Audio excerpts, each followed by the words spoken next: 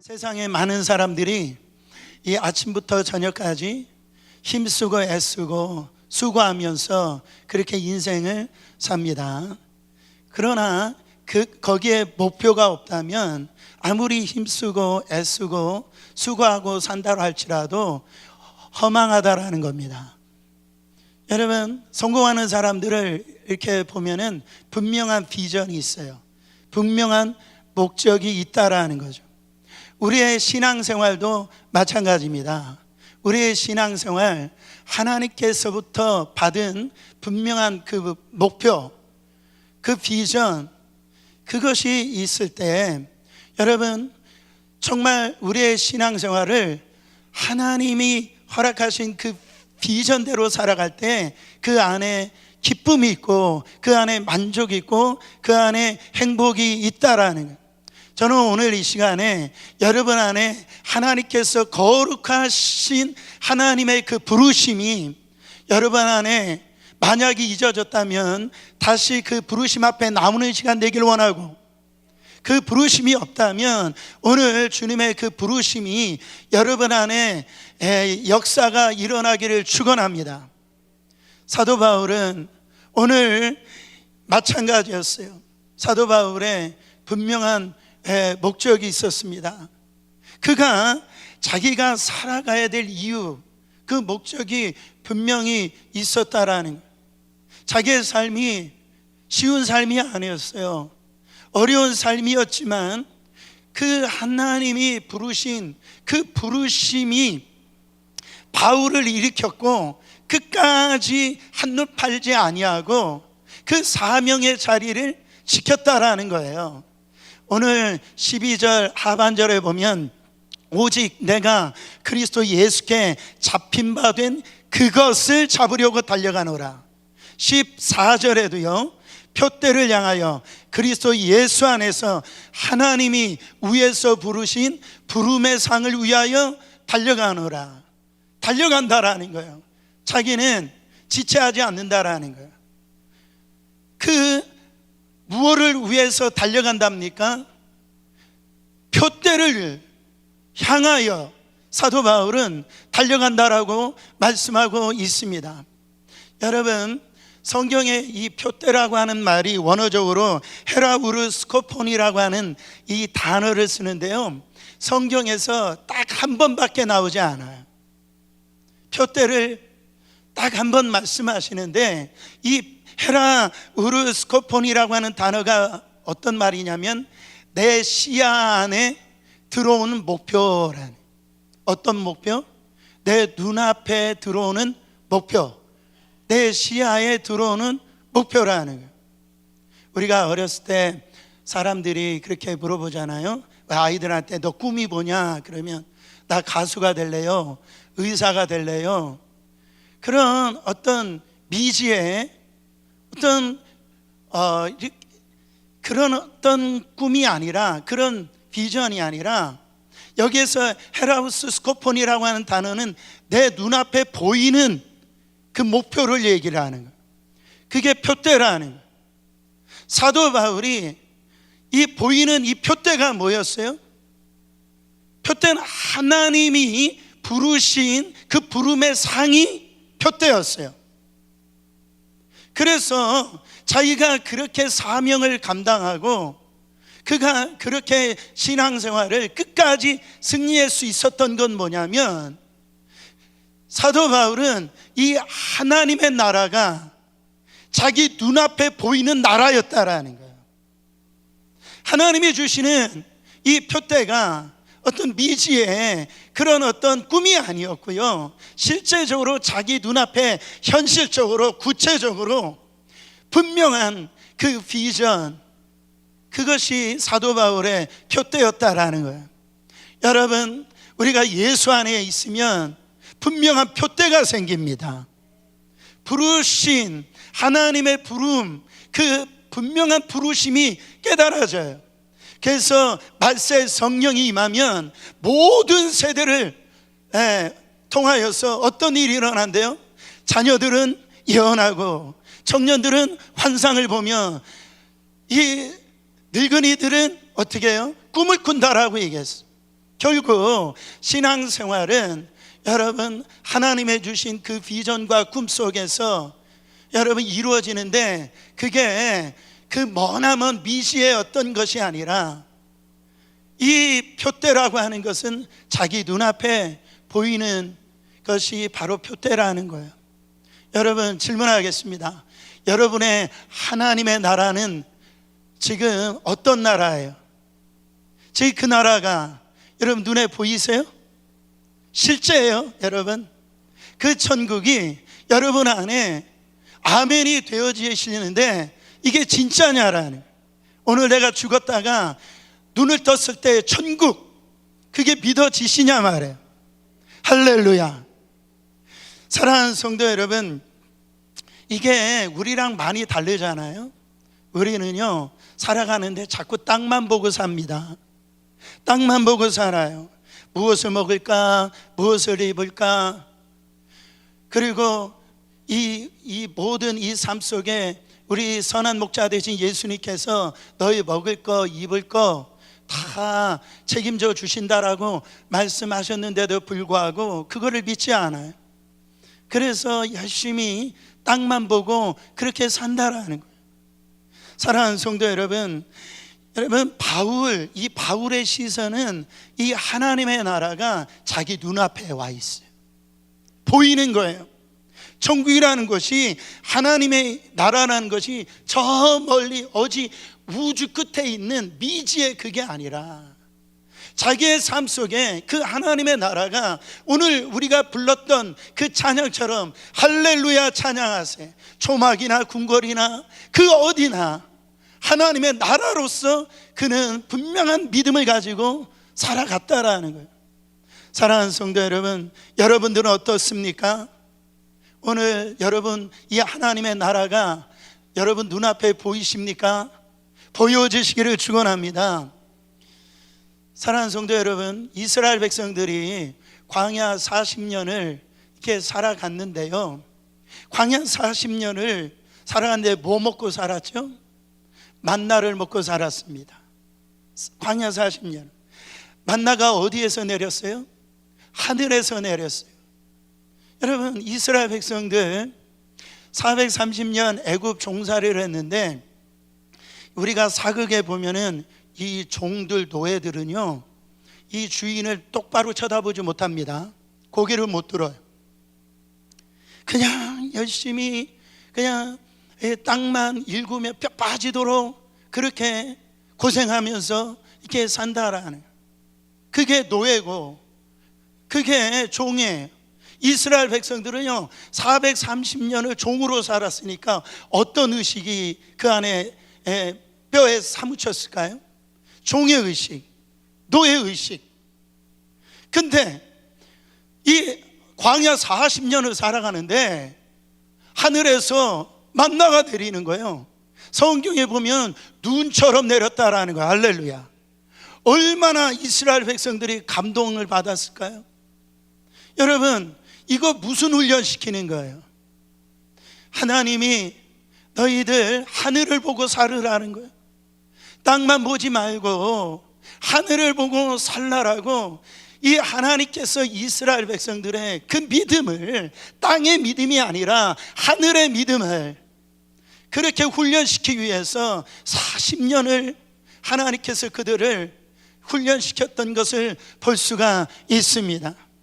여러분 제가 유튜브 동영상을 보는데 의사가 그 이야기하는 걸 제가 들었어요. 요즘에 그 환자들이 오는데 거북목 증후군 환자들이 많이 온대요. 거북목 증후군. 그 환자들이 오는데 이 고개가 다 이렇게 된 거예요. 그래가지고 그렇게 온다라는 거예요. 그 왜 그럴까요? 지금 사람들이 너무 핸드폰 많이 보고 다 이렇게 컴퓨터 많이 하고 그러니까 이렇게 쳐다보다가 이 고개가 이게 굳어져 가지고, 그러니까 어깨가 막 뻐근하고 그 이 머리끝부터 이게 허리까지요 굳어지는 거예요. 그래서 그런 환자가 이렇게 많이 내려온다라는 거죠. 제가 참고로 한번 찾아봤는데 여러분 머리 무게가 몇 킬로 나가는 줄 아세요? 머리 무게가 5kg가 나간대요. 그러니까 머리에 많이 든 사람이나 안 든 사람이나 할렐루야 그냥 5kg예요.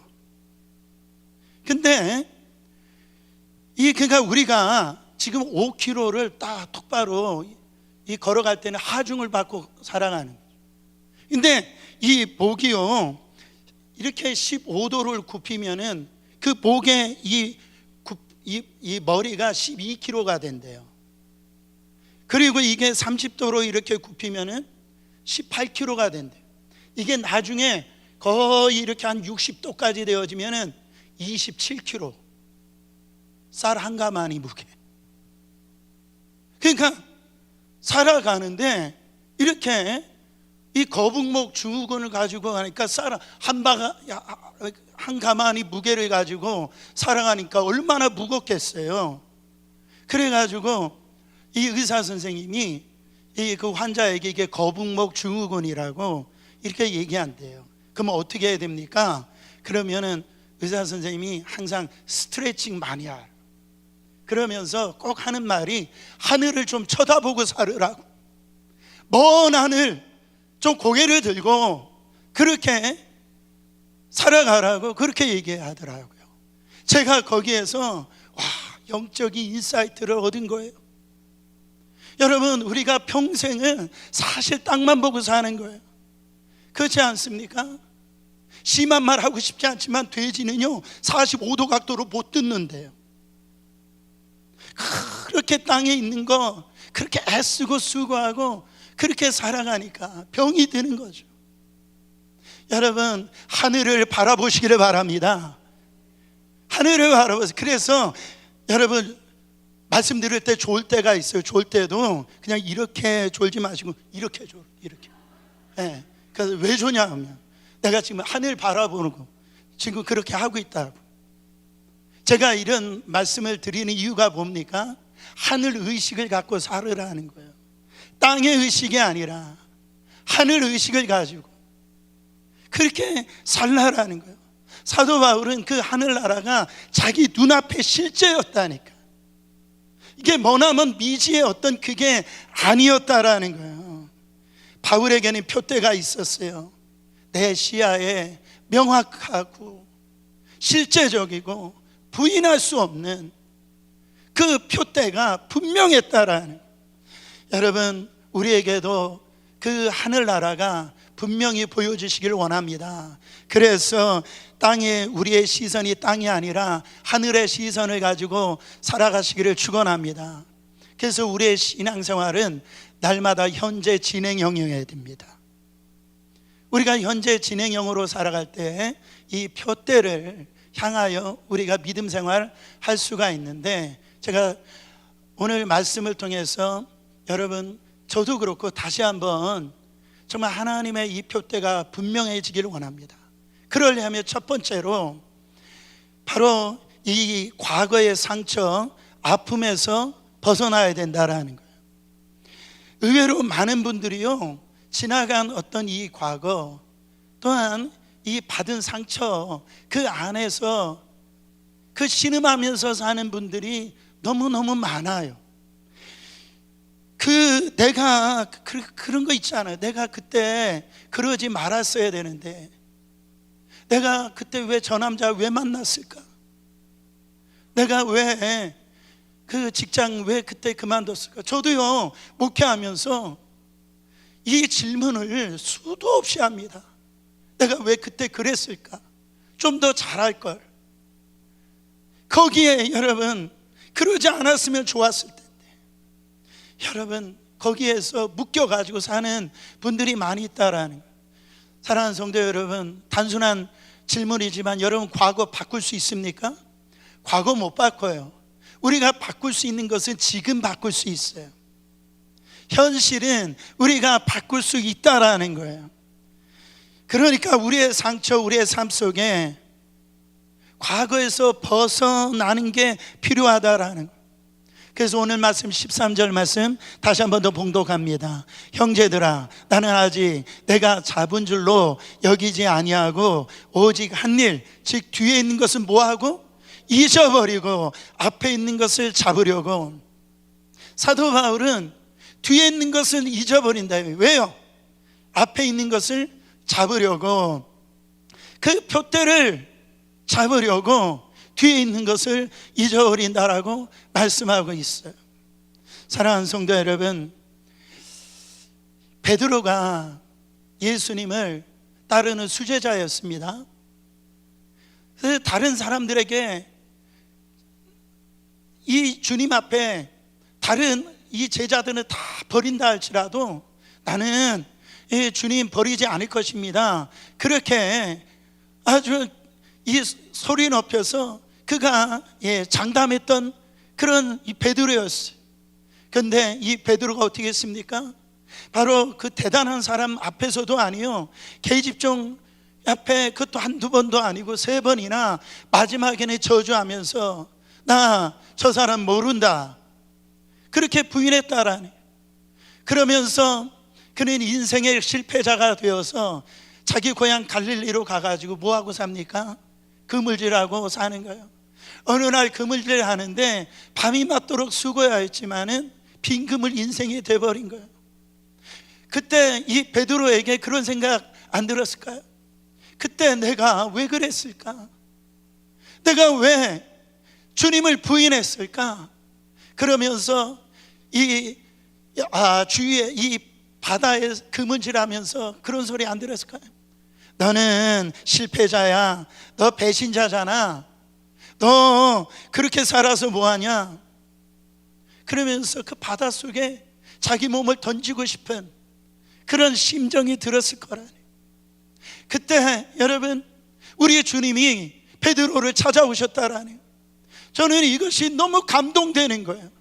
여러분, 주님이 우리를 찾아오셨을 때에 우리를 꾸짖거나 우리 주님은 야단치시는 분이 아닙니다. 너 그때 왜 그랬어?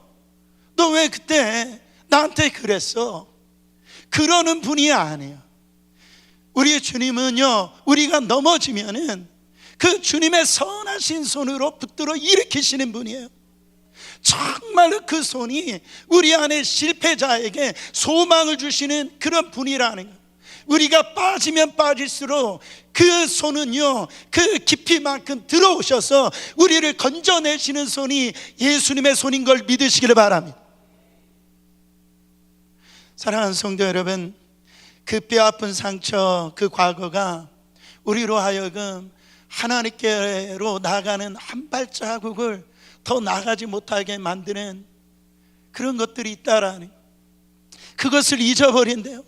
사도 바울은 정말 예수 믿는 자를 핍박하는 자였고 나가서 죽이는데 앞장섰던 우두머리였어요. 자기는 포행자요, 악한 자요, 하나님 앞에 설 수 없는 그런 자였다라니.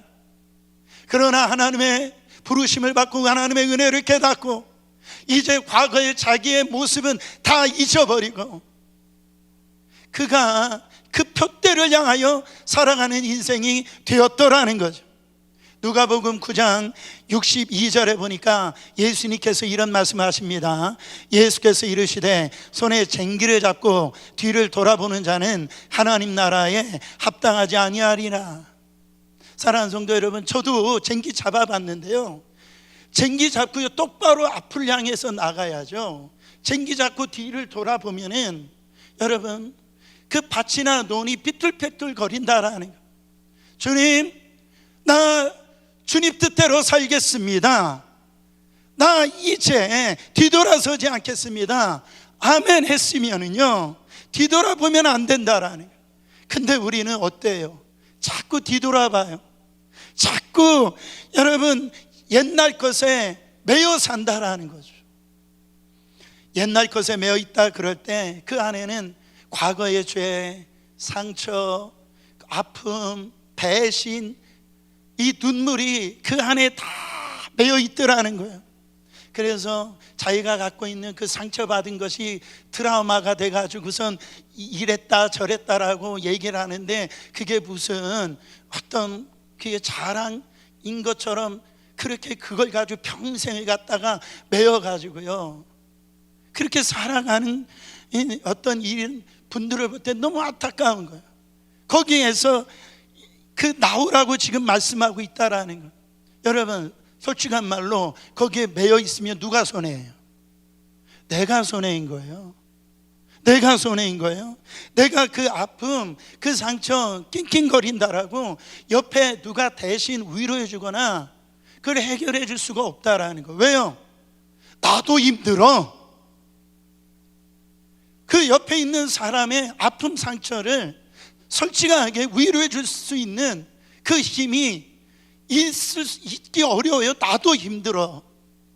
그렇기 때문에 자기가 각자 도생해야 돼요. 결국은 믿음 안에서, 예수 그리스도 안에서 상처의 짐, 아픔의 짐, 그 배신의 짐, 그거를 갖다가 안고 가는 거예요. 거기서 벗어나야 되는 거예요.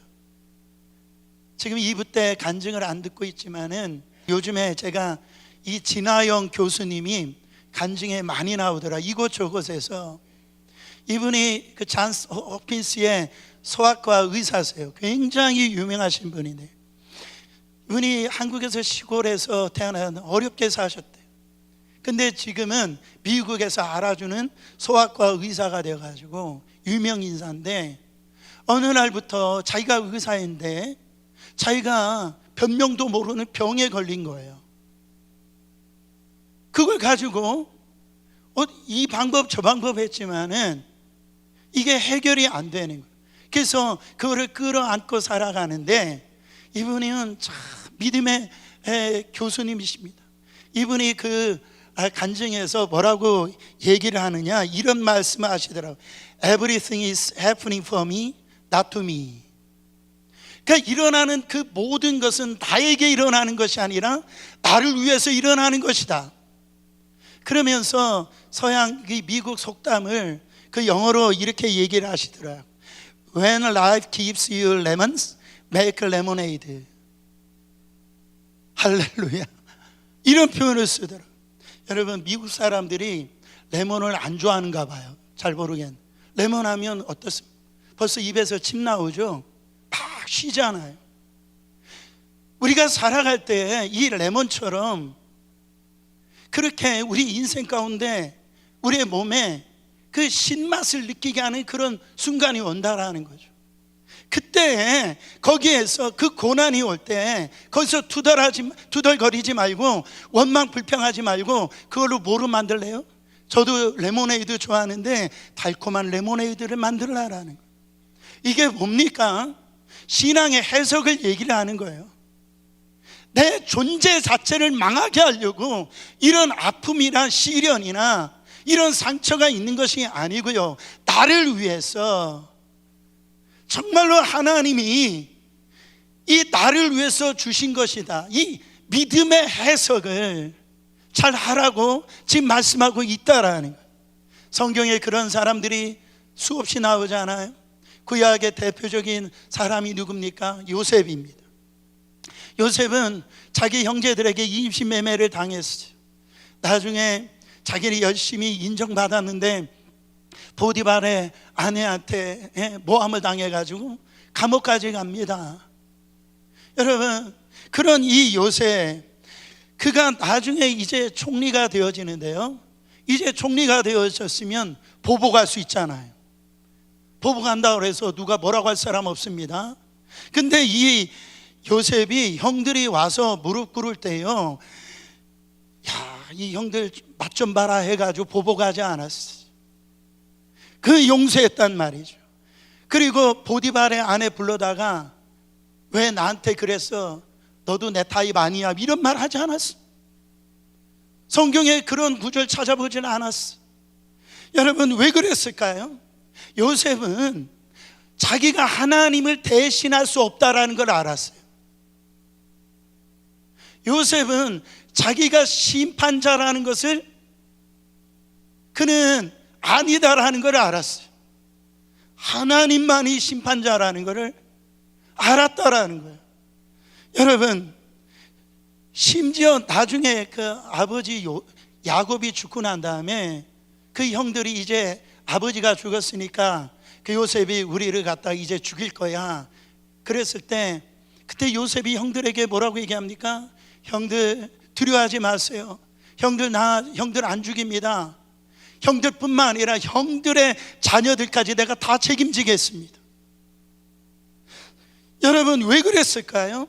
요셉은요, 과거의 이 상처가 그게 아픔이 되어지지 아니하고 악을 통해서 선을 만들더라는 거예요.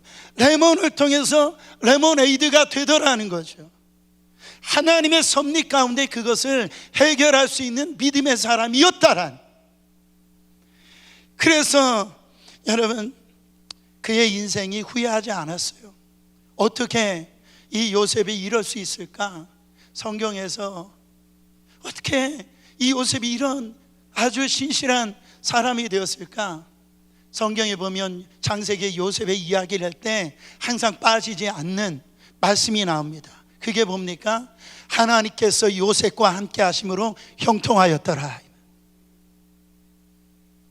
그러니까 요셉은 날마다 하나님과 함께 살았어요.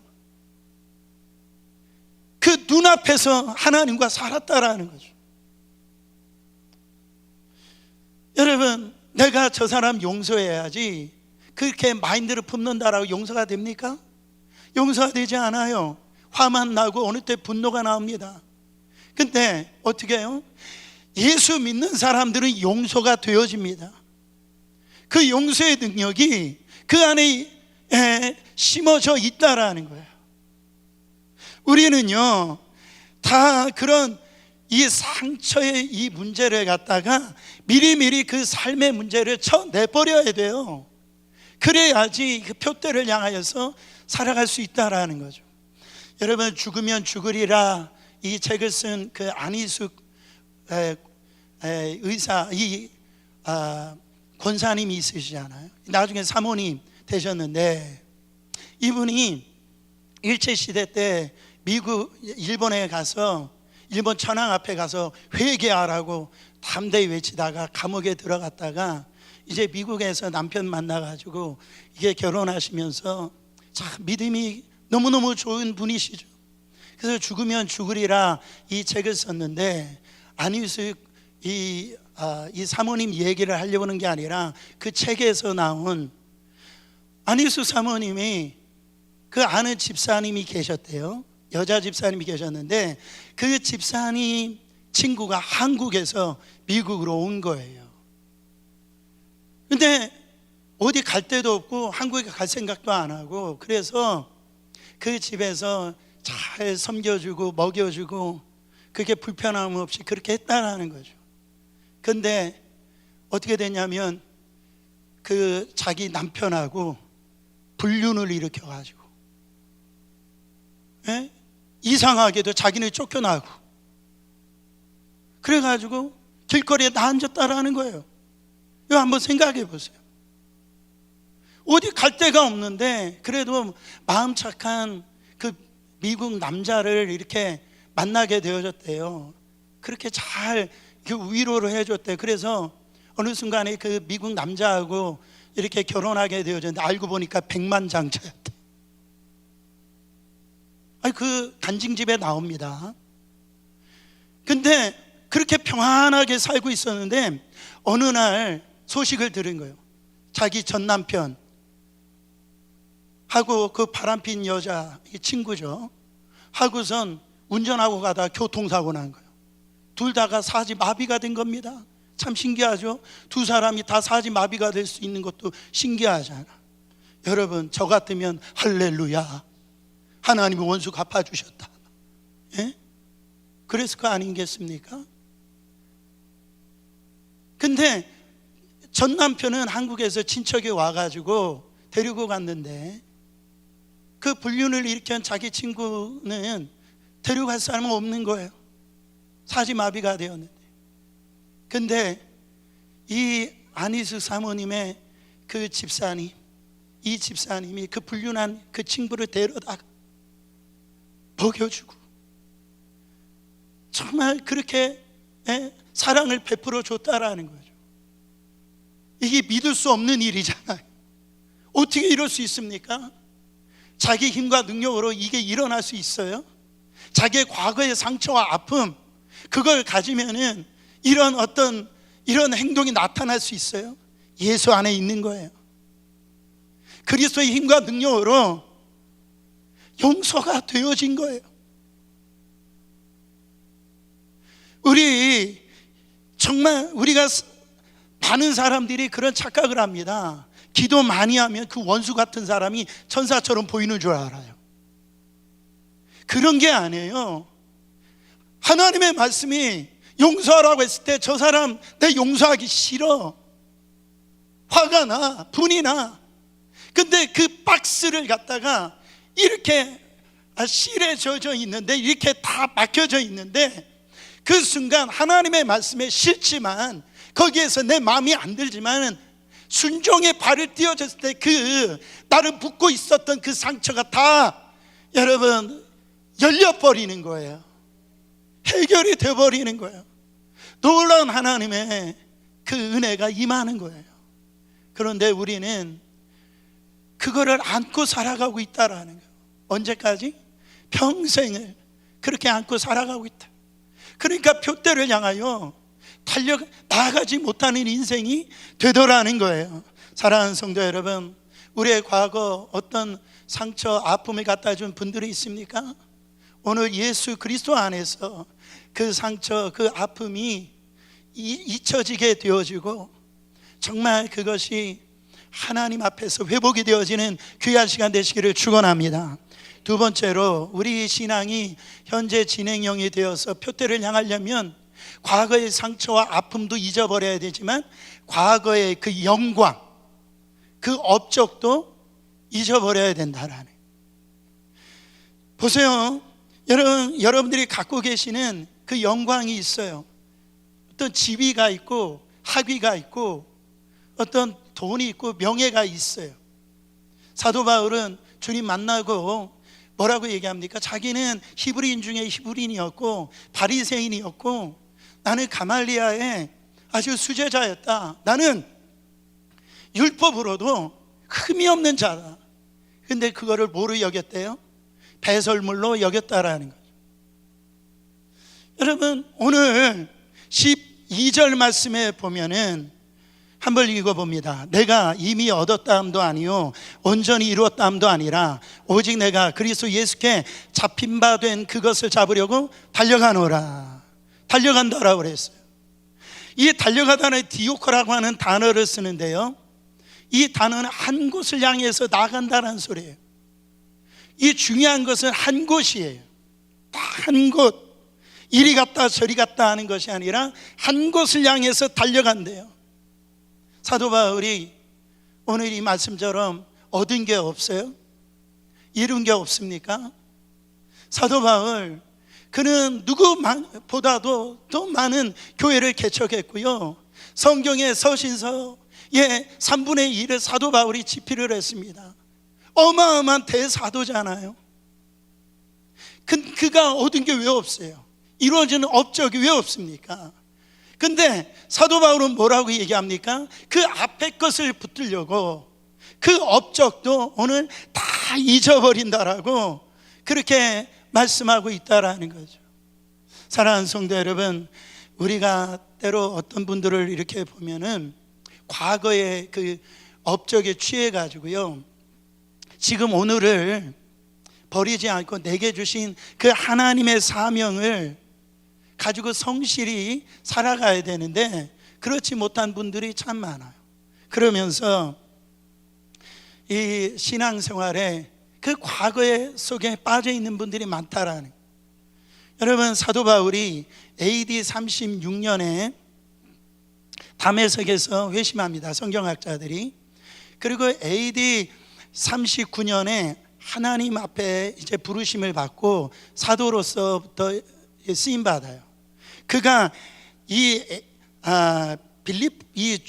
순교할 때가 AD 68년이거든요. 근데 이 빌립보서가 AD 63년쯤에 이렇게 기록되어져 있으니까 순교가 68년이에요. 빌립보서가 내가 표대를 향하여 달려가겠습니다, 이 고백할 때가 사도 바울이 지금 예수 믿고 아주 그냥 영적으로 막 이렇게 뜨겁고 교회 개척할 때 물보를 안 가리고 그럴 때 내가 주님을 향해서 달려가노라 이런 고백을 하고 있어요? 아니면 지금 자기가 지금까지 엄청난 고난을, 핍박을, 죽을 것 같은 고비를 다 견디고 이제 화려한 어떤 업적을 다 남기고 난 다음에 나는 이 주님의 표대를 향하여 달려가노라 이렇게 얘기했어요. 지금 사도 바울은요, 이제 죽음을 앞두고 있는 그런 이 나이가 많이 들었어요. 이젠 더 이상 안 해도 되는 그 나이라고요. 우리가 이쯤 하면 됐다라고, 내가 이제 이만큼 했으면 됐지 뭘 더해, 이렇게 얘기할 수 있는 그런 나이라고요. 근데 사도 바울은 그때에도 나는 뒤에 것, 그 업적, 내가 이루어놓던 모든 거, 나 그거 다 잊어버리고 난 앞에 있는 거 그거 잡으려고 이 디오코 한 방향으로만 전심전력으로 질주하며 나간다라는 거예요. 가끔씩 이런 말씀하시는 분들이 있어요. 신앙생활 열심히 하다가 지금 열심히 못하는 분들이 지금 우리 교회 젊으신 집사님이나 청년들이 열심히 신앙생활하고 막 이렇게 수고하고 봉사하고 애쓰는 분들을 보면 참, 나도 옛날에 그랬는데 내 청년회 때 그랬는데 지금 삶에 치이다 보니까 나이가 들다 보니까 이 말이 뭐예요? 여러분, 이 말이 맞아요, 틀려요? 맞다라고 생각하니까 안 되는 거예요. 맞을 수도 있지만 이거 틀린 거라는 거예요. 여러분, 우리가 하나님 앞에 이렇게 쓰임을 받고 이런 내용이나 이 환경이나 이런 거는 다 다를 수가 있어요. 그렇잖아요. 우리 권사님이나 우리 나이 드신 성도님들이 뭐 무거운 의자 날리고 뭐 이런 거 할 수가 없잖아요. 그렇잖아요. 왜? 육신에 연약함이 있으니까. 그렇지만 주님 사랑하는 마음은 더 뜨거워야 될 줄 믿습니다. 그 마음만은 식어지면 안 된다라는 거예요. 할렐루야. 그래서 내가 있는 그 자리에서 사랑하는 성도 여러분, 뭐는 할 수 있어요? 기도는 할 수 있잖아요. 더 많은 기도는 할 수 있잖아요. 정말 교회를 위해서, 우리 사역자들을 위해서, 또 우리 예배당 건축, 성전 건축을 위해서 그 자리에서 정말 있는 자리에서 뜨겁게 그 마음을 주님 앞에 드릴 수는 있잖아요. 제가 중고등학교 때 좋아했던 영화가 그 중국 무협 영화였어요. 이렇게 막 사람이 막 날아다니고 막 그런 영화를 참 좋아했는데요. 거기 보면은 꼭 한 사람이 나와요. 그 모양도 대부분 비슷해요. 머리가 희고요, 장발로 희고, 또 수염이 막 흰수염이 내리고, 그 다음에 긴 막대기 들고요. 그게 누구예요? 사부예요. 사부가 나와요.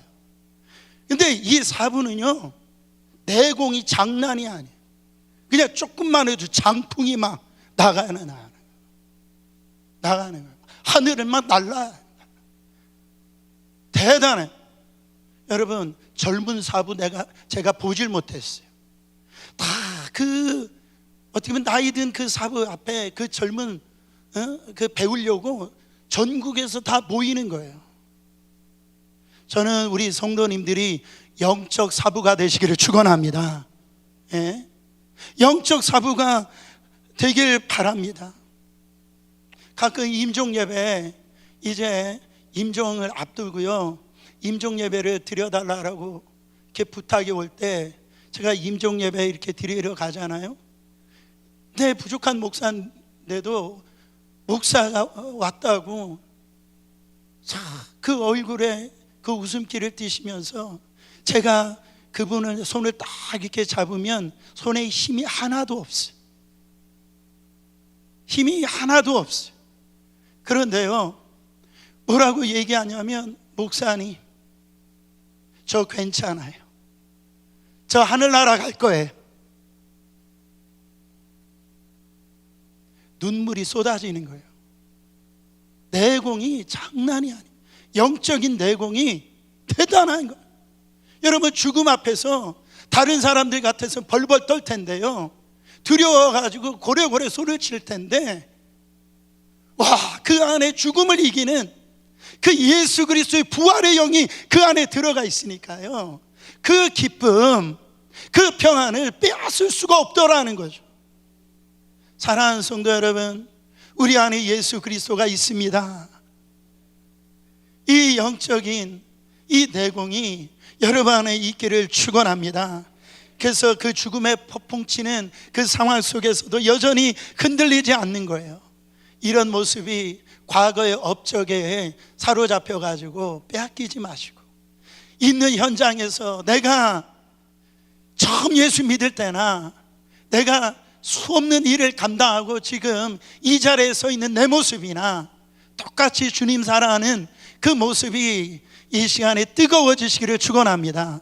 마지막으로 바라봐야 되는데, 앞에 있는 부름의 상을 바라보라는 거예요. 자, 12절 말씀 다시 한 번 더 봉독합니다. 12절 말씀. 오직 내가 그리스도 예수께 잡힌 바 된 그것을 잡으러 가노는데, 형제들아, 나는 아직 내가 잡은 줄로 여기지 아니하고 오직 한 일, 즉 뒤에 있는 것은 잊어버리고 앞에 있는 것을 잡으려고. 자꾸 뭔가 막 잡고 뭐 잡으려고, 이 뭔가 이해가 안 돼요. 제가 여러 성경을 이렇게 참고하면서 결론을 내렸어요. 뭐에게 잡혔다라는 거예요? 사도 바울은 다메섹 도상에서 예수 그리스도에게 잡혔다라. 그리스도에게 사도 바울은 잡혔다라는. 그러면 이제는 나는 어떻게 한다라는 거예요? 예수를 붙들고 살아가겠다라는 거예요. 예수만 붙들고 그렇게 살아가겠다라는 거죠. 사랑하는 성도 여러분, 내가 예수를 붙들고 살아가겠다라는 건 뭐예요? 하나님 명령에 붙들고 살아가겠다라는 거죠. 하나님의 명령에 붙들고 살아가겠다라는 게 뭐예요? 내가 하나님의 나에게 부르어 주신 사명을 붙들고 살겠다라는 거예요.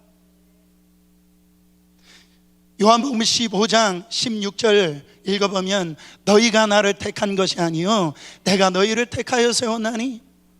저는 이 말씀이 제가 살아가는 데 있어서 아주 흔들리지 않게 하는 말씀입니다.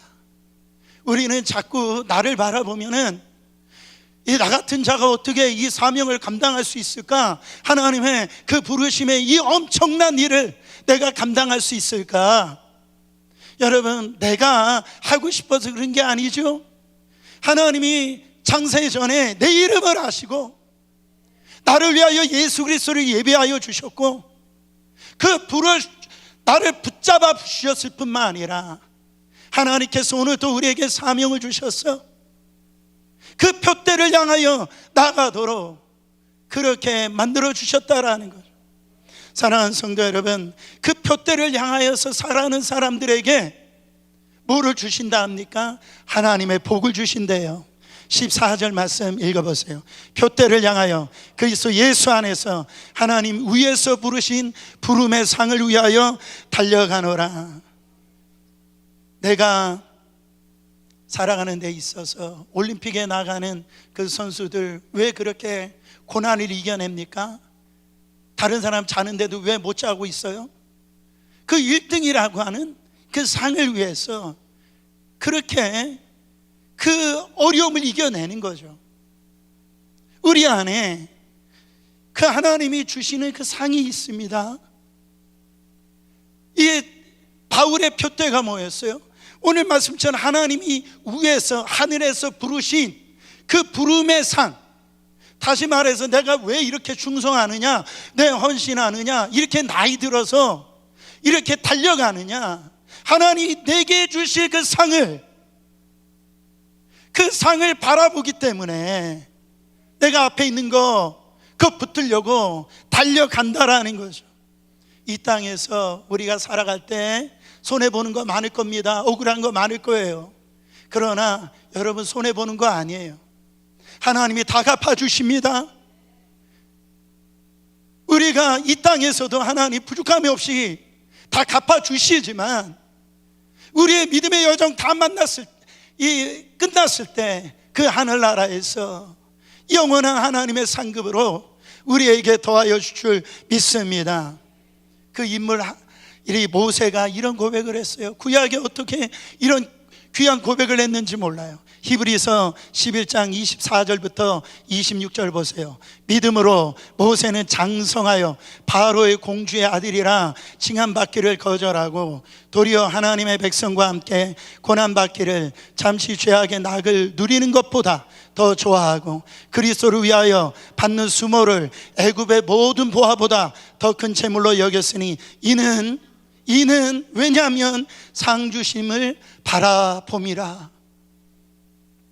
여러분, 우리가 좋아하는 그 물질, 그 보화, 왕궁의 그 보화를 우리는 그 쫓아가는데 이 모세는 그 자리, 그 금은 보화 다 버리고 그것뿐만 아니라 그 버림으로 말미암아 그 앞에 고난이 왔어요. 근데 그게 왜 받았대요? 신약에 이 히브리 기자가 해석하니까 그 안에 예수 그리스도가 주실 그 상을 바라봄이었더라. 사도 바울은요, 그 하나님의 나라가 미지의 세계가 아니었어요. 그 눈앞에 보이는 실제였다라는 거예요. 분명한 실제였다라는 거예요. 여러분, 말씀을 제가 마치길 원합니다. 바울에게는요, 달려갈 표대가 있었어요. 그 표대 때문에 어느 때 힘들다가도 넘어지다가도 그 표대가 있어서 다시 일어나게 되어지고 그 표대로 인하여 사명의 길을 완수할 수 있다라는 거죠. 여러분, 그 표대가 뭐예요? 내 눈에 보이는 표대예요. 내 시야에 있는 표대예요. 여러분, 이게 분명해야 됩니다. 내가 언젠가 그 부르심에 내가 순종하겠지, 이거 아니에요. 오늘 지금 이 천국이 내 앞에 실제가 되어져야 됩니다. 여러분, 천국이 죽으며 가는 그곳입니까? 이미 예수 그리스도 안에서 내 안에 천국이 이루어졌어. 내 안에 들어왔다라는 거예요. 예수님의 마지막 시험 기억나십니까? 그 40일 동안 금식한 이 예수님을 높은 산으로 마귀가 데려가는 거예요. 사탄이 데려가는 거예요. 그러면서 뭐라고 하는 거예요? 저나 모든 것들을 다 보여주고, 야, 너 한 번만 나에게 절해라. 그러면 네가 원하는 거 이거잖아, 내가 다 줄게. 근데 예수님 뭐라 하십니까? 사탄아, 물러가라. 이게 뭡니까? 나 이것 때문에 흔들리지 않아. 나 이것 때문에 흔들리지 않아. 저는 신앙생활하면서 가장 불쌍한 사람이 어떤 사람이냐? 저가 예수 믿는 사람인데도 그 물질 때문에 흔들려요. 그 위치 때문에 흔들려요. 그러나 예수 믿는 저와 여러분들, 저 사람은 물질이 있어도 예수면 다야. 어떤 환경에 있어도 저 사람 믿음이 다구나. 이런 여러분들 고백 있기를 원합니다. 오늘 각자의 표대가 다릅니다. 주님 앞에 설 때까지 지난 과거의 모든 상처를 다 잊어버리고, 여러분의 업적도 이제 다 잊어버리고, 정말 부르심의 그 상을 쫓아 그 표대를 향하여 여러분 달려가시는, 질주하시는 여러분 되시기를 축원합니다.